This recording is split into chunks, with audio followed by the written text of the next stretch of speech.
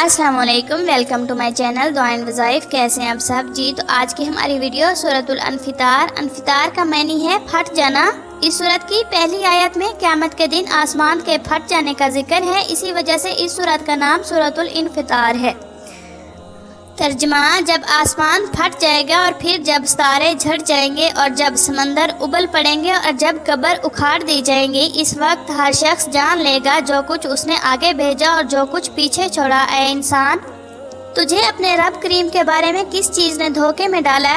وہ کہ جس نے پیدا فرمایا، پھر تجھے درست کیا، پھر تیرے اعضاء کو متناسب بنایا، جس صورت میں اس نے چاہا تجھے جوڑ دیا۔ تم نافرمانی ہرگز نہیں بلکہ تم بدلے کے دن کو جھٹلاتے ہو، اور بے شک تم پر محافظ فرشتے مقرر ہیں، بہت معزز تمہارے اعمال لکھنے والے ہیں۔ وہ جانتے ہیں جو کچھ تم کرتے ہو، بے شک نیک لوگ ضرور نعمت والے جنت میں ہوں گے، اور بے شک بدکار لوگ ضرور جہنم میں ہوں گے، اور وہ اس میں بدلے کے دن جلیں گے اور وہ اس جہنم سے غائب نہ ہو سکیں گے۔ اور آپ کو کیا معلوم کہ بدلہ کا دن کیا ہے؟ پھر آپ کو کیا معلوم بدلے کا دن کیا ہے؟ جس دن کوئی شخص کسی دوسرے کے لیے اختیار نہ رکھے گا، اور اس دن حکم اللہ ہی کا ہوگا۔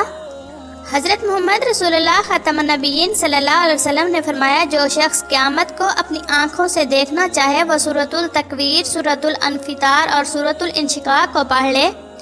سورۃ الانفطار کا مرکزی مضمون اور مقصد نزول قیامت کی ہولناکی اور اس دن کی خبر کے حساب و کتاب کا بیان ہے۔ سورۃ الانفطار میں قیامت کے واقع ہونے کا منظر پیش کیا گیا ہے اور انسان کو سمجھایا گیا ہے کہ وہ اپنے اس رب کے بارے میں دھوکے میں نہ پڑے جس نے اسے پیدا فرمایا، شکل و صورت عطا فرمائی اور اس پر اعمال لکھنے والے فرشتے مقرر فرمائے، یعنی اللہ تعالیٰ کے فضل اور اس کی نعمتوں کو دیکھ کر یہ گمان نہ کرے کہ اس کی نافرمانی پر کوئی گرفت نہیں ہوگی اور نہ ہی حساب و کتاب ہوگا، اور ہمارا جسم اور ہماری سب نعمتیں اللہ تعالیٰ کی عطا کی ہوئی ہیں جن پر ہمیں اس کا شکر ادا کرنا چاہیے۔ سورۃ الانفطار میں کرامن کاتبین یعنی مقرر معزز لکھنے والے فرشتوں کا ذکر ہے۔ کرامن کاتبین وہ فرشتے ہیں جو انسان کے سارے اعمال لکھتے رہتے ہیں اور اس سے اس کا اعمال نامہ تیار ہوتا ہے۔